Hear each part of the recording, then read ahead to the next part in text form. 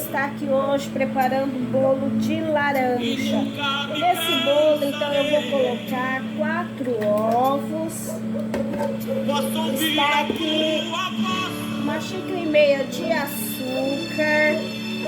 Amigas, o Senhor, Ele está nas nossas vidas, Ele está presente em tudo que nós vamos fazer. Somente agradeça a Ele, glorifique a Ele, aí do seu jeitinho, tá bom? Vamos colocar aqui 200 ml de laranja, que acho que vai dar mais ou menos 2 xícaras de laranja. Vamos pôr aqui, ó, 2 colheres de manteiga. Uma pitadinha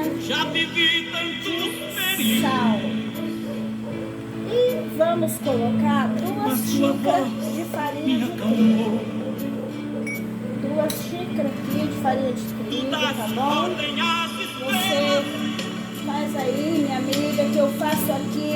Depois você dá um joinha aí se o teu bolo ficou bom. Você pode postar aí no meu canal, lá no YouTube. Ana, amo o que faço. E você vai postar o que você vai fazer aí pra mim ver. Fala aí de onde você é, de que cidade você mora. Olha que delícia que vai ficar. Tá. E se fechem diante da tua voz. Não há doença, nem culpa. E ninguém te pede diante de nós.